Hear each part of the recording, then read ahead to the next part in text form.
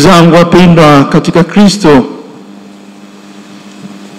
tunakutanika leo hapa ikiwa ni Jumanne ya Juma Kuu kuadhimisha sherehe hii kwetu, hasa kwa mapadre, kwenye misa ya Krisma. Ni misa ambayo kiliturujia ilibidi ifanyike siku ya Alhamisi Kuu asubuhi, lakini kwa sababu za kichungaji kama tunavyofahamu tumekuwa tukifanya kila mwaka, sisi tunaamua na tumeamua tuifanye hiyo Jumanne katika Juma Kuu, lakini malengo ni yale yale. Tunapenda kwa namna pekee kwanza kumshukuru Mwenyezi Mungu kwa siku hii ambayo anatujalia tena mwaka huu, tunapokutanika sisi wachungaji tafakari huo ukuu ambao Mungu amependa kutushirikisha, ukuhani wake huo. Kama tulivyoimba, sisi tunaitwa tuwe makuhani, tuwe ufalme. Ndio hilo ambalo bado linatushangaza, na tunapenda bado tuoneshe mshangao wetu huo kwa Mungu, lakini tukisema asante kwa hilo ambalo umetutakia sisi, na asante kwa zawadi hii ya ukuhani ambao umetupatia sisi.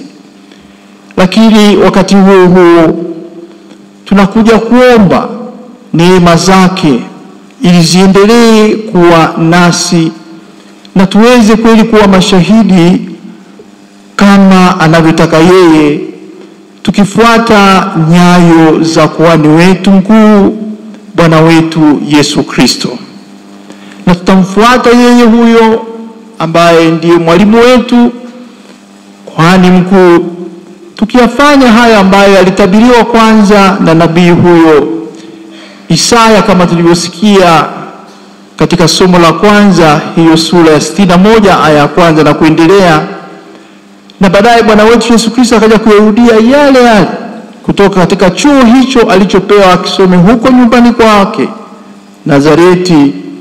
Akarudia hayo ya kazi hiyo ambayo yeye kama mpakwa mafuta ambaye alitabiriwa tayari na Isaya, anazungumza hayo ya huyo atakayepakwa mafuta na hizo kazi ambazo anakuja kuzifanya, kama ni kuwahubiri hao maskini, kama ni kuwaganga hao waliovunjika moyo, kama ni kutangaza kufunguliwa kwa hao ambao wako magerezani, tangaza mwaka wa Bwana, na kufanya mambo mengi sana ambayo Kristo yeye mwenyewe hakuyatangaza tu, bali baadaye alikuja kuyafanya.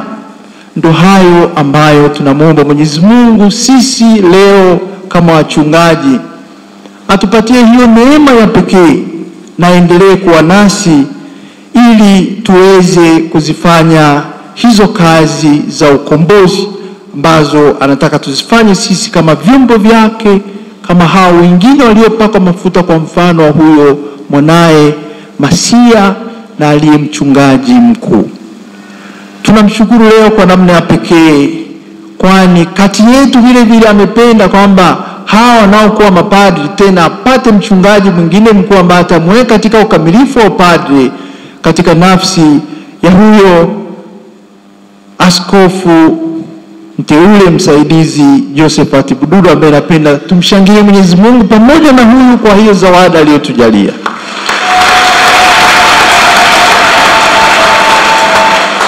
Anapenda hizo kazi zake ziendelee kufanyika, na napenda kurahisisha kufanyika kwa kazi hizo kwa vyovyote. Tunapokuwa tunamshangilia na tukimuomba hiyo neema ya pekee ambayo tunataka ituongoze katika kuzifanya hizo kazi zetu, majukumu hayo, kitu ambacho hata mama kanisa natuomba maaskofu tunapokutana pamoja na mapadre siku hii ya Krisma, misa ya kubariki hayo mafuta ya wakatekumeni pamoja na ya wagonjwa na kuweka wakfu hayo mafuta ya Krisma, anatuhimiza kwamba tuliseme hilo na tusahau la kuwakumbusha wachungaji hao hayo ambayo waliahidi Baadaye tutasikia tutakapokuwa tunawahoji, tukitaka warudie zile ahadi zao walizoziweka hapo walipokubali na akasema sawa, tunapokea, tunajongea, Bwana Mungu tupakwe mafuta haya ya kuwa mapadri wa makuhani na tuje kufanya kazi hizo. Kumbe leo tunapenda tukumbushie tena hilo la uaminifu katika shughuli hizo ambazo tunakuja kuzifanya. Lakini mimi binafsi pamoja na kukumbushia uaminifu katika shughuli hizo ambazo tunakuja kuzifanya, kama mapadri tunafahamu hiyo kazi ya uinjilishaji, tunafahamu tunakuja kuifanya kama Kristo mwenyewe alivyofanya. Hiyo ni kazi ya unabii, na hiyo kazi ya kutakatifuza ya ukuhani wenyewe huo kama padri tunahimizwa ndio tukuje kuifanya, na hiyo kazi ya kuongoza pamoja na kuhimiza hayo yote ambao kwa kweli ndio yanatuingiza sisi tunayafanya kama mnavyofanya hata ninyi mnafanya kama wabatizo ambao mnashiriki katika ule upadri wa jumla wa Kristo. Lakini mapadri tunashiriki katika ukuhani kwa namna pekee kwa kuwekwa na kupaka mafuta na kuingizwa katika kundi hilo la mapadri wa huduma hiyo ya upadri. Kumbe pamoja na kusisitiza hayo, mimi ningelipenda leo niataje tu baadhi ya mambo ambayo ningelipenda tuyakumbuke sisi kama wachungaji. La kwanza ni hilo la ukuza umoja ambao na wenyewe unasisitiza tunapokutana siku kama ya leo. Umoja kati ya mchungaji mkuu pamoja na hao wachungaji ambao wanashirikiana pamoja naye kuzifanya hizo kazi ambazo wamekabidhiwa wote, yeye mwenyewe huyo mchungaji mkuu pamoja na hao wanaokuja kumsaidia ambao ni washiriki wake wa karibu. Na haya amesisitiza zaidi katika mtaguso huu wa pili wa Vatikano katika hati hiyo ya Mwanga wa Mataifa namba 28, anaposisitiza huo ushirikiano ambao unapaswa kuwepo kati ya wachungaji hao.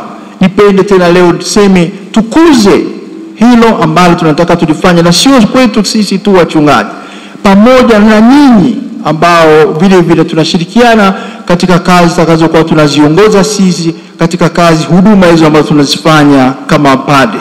Kumbe ni kwa jimbo letu kuuzima la Tabora tusisitize leo tunapokutana hapa hiyo ya umoja, hiyo ya kushirikiana katika yote haya ambayo tunapata tuyafanye.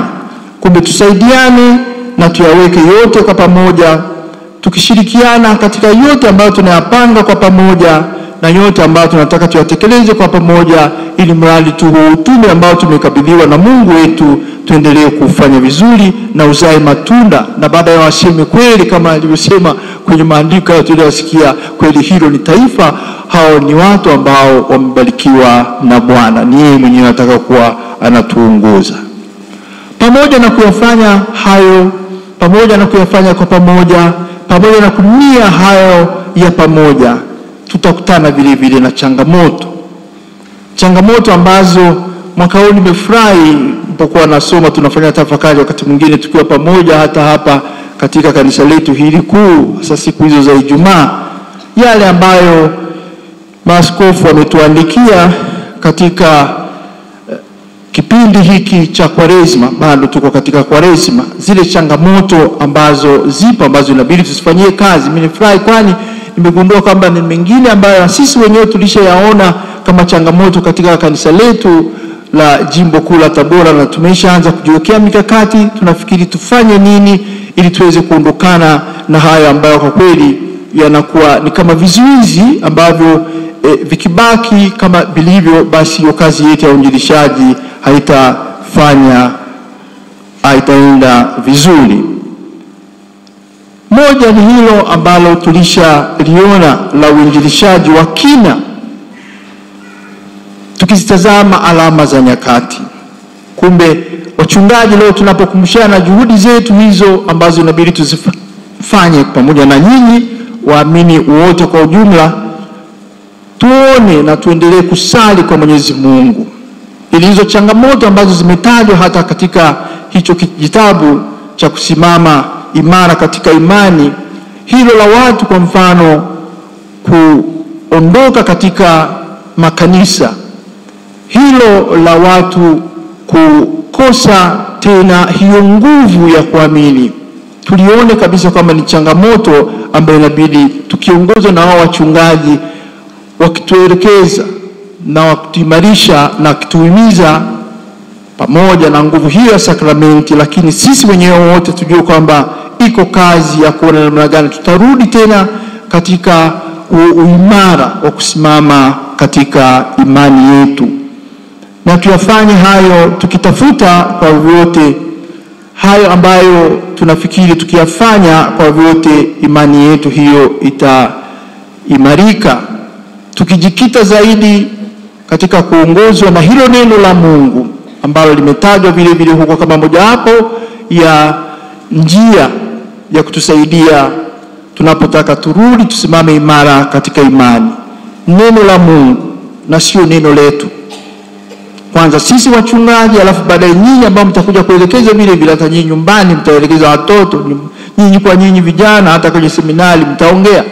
Kama nataka kuongea neno la Mungu, liwe ni neno la Mungu, na ikaingia katika ibada zetu tunazoifanya, hapo ndio zaidi liwe neno la Mungu, isiwe bla bla bla bla. Neno la Mungu. Tumuombe Mwenyezi Mungu kwa hilo kweli, na tumsikilize yeye, tumtafute yeye katika hayo maandiko yake, alafu kwa kutumia hayo maandiko yake kweli yawe ni ya kutuongoza na kutuimarisha katika hiyo imani ambayo tunataka tuifanye. Kwetu sisi nakuja changamoto nyingine kama wachungaji. Kwenye kijitabu hicho cha kusimama imara katika imani, kuna moja changamoto inayosema vile vile ya miito. Na pale wanasisitiza watu wanaogopa, vijana wanaogopa kuingia au kutufuata sisi ambao tumewatangulia, kwa sababu labda changamoto wanazoziona katika maisha yetu hayo, iwe ni ya useja, iwe labda ni ya kujikatalia, ya maisha hayo ya kutotaka makubwa, wanaogopa. Mimi nafikiri hapo leo tulisisitize vile vile kwamba ili wasiogope, pamoja na kwamba hatuwezi kuwalazimisha, lakini sisi wenyewe ambao tu wachungaji tayari, ambao leo tunataka turudie tena ahadi zetu hizo, yabidi tuwe mfano wa pekee, tuwe kivutio kama wanavyosema hata katika maandiko mbalimbali wanapozungumzia swala hilo la kukuza miito. Sisi ambao tayari tumeshawatangulia hawa ambao wao wanataka kutizame sisi, basi tuwe mfano kabisa wa hayo ambayo yatakuwa sasa sio tishio kwao hawa wanataka kujiunga na wito huu wa kuja kuwa wachungaji, bali walipende hilo kwa sababu wanatuona sisi hata katika mateso, kwa mfano wa Kristo mwenyewe ambaye tunamfuata, yaliteseka mpaka mwisho kwenye msalaba. Basi na wao waje wakijua hilo kwamba hawaji kwenye raha, wanakuja kwenye kazi ambayo sisi tunaipenda, na kama tunavyoipenda na kama tutakavyowavuta wakituona tunavyoipenda hiyo kazi yetu, na wao wawe tayari vile vile kutufuata. Na jingine ambalo linasema, nimechukua matatu tu hapo, ni hilo swala la uchumi kudorora. Hilo tumeshalisema hata sisi wenyewe tangu mwishoni wa mwaka jana, tukisema mwaka huu ni mwaka wa kuona namna gani kama kanisa tunajitegemea kulijenga kanisa letu, kama ni kuhubiri au mahubiri, kama ni kutoa semina, hizo semina, kwamba nguvu iwe ni nguvu yetu. Sawa, mwingine anaweza kutusaidia, tumelisema, lakini sisi wenyewe tuone namna gani tutayafanya hayo sisi. Na hili ni kwetu sote. Sisi tuhamasishe, ndio viongozi, lakini tunategemea kabisa kwamba wote sasa, hata hao wanaoongozwa ndio waumini, kundi zote hilo linalokuwepo na wengine wote wanaokuwemo humo wanaoshirikiana pamoja na sisi, wao ni waweka wakfu au ni vijana hao na kwa seminari kiwa wanatayarisha kwa ajili ya kuja kesho kujua wachungaji, au yeyote yule ambaye anajenga kanisa letu hili, tushirikiane pamoja kuona kwamba ili kanisa letu ni kanisa letu na ni sisi tutakaolijenga. Nimeliona hilo limetajwa mle, nikapenda leo kwa vile si wachungaji tunakumbushwa hayo ya kuja kuyafanya kesho kutwa, basi na lenyewe tuwe pamoja, tutepe pamoja katika kuimarisha hilo na katika kuhimiza hilo, ili kweli kanisa letu lizidi kukua. Lakini mwisho kabisa, tuko katika mwaka wa jubilei, mahujaji katika matumaini. Pamoja na changamoto tunazokutana nazo katika utume wetu sisi kama wachungaji, na nyinyi vile vile ambao mnashirikiana pamoja nasi kwa wetu, tunawashukuru sana kwa yote mnayofanya kwa kutusaidia sisi tulio wachungaji, ili kazi zetu ziweze kuendelea, na hivyo tulijenge kanisa kwa pamoja. Pamoja na changamoto hizo tunazokutana nazo, tunasema na tunaalikwa tusikate tamaa. Mtume Paulo anatukumbusha kwa maneno yanayotoa kauli mbiu ya mwaka huu mtakatifu, akisema, wala si hivyo tu, ila na tufurahi katika dhiki pia, tukijua ya kuwa dhiki kazi yake ni kuleta saburi, na kazi ya saburi ni uthabiti wa moyo, na kazi ya uthabiti wa moyo ni tumaini, na tumaini halitayarishi, kwa maana pendo la Mungu limekwisha kumiminwa katika mioyo yetu na Roho Mtakatifu tuliopewa sisi. Sisi tumepewa na nyinyi mmepewa katika ubatizo. Tunapomshukuru Mwenyezi Mungu kwa mema mengi aliyotutendea pamoja na hizo changamoto, tuendelee kujiweka mikononi mwake, tukimuomba kwamba kile alichokianzisha ndani mwetu na kutaka kututumia sisi kama vyombo vyake, yeye mwenyewe akikamilishe na akiwezeshe daima kufikia ukamilifu wake. Amina.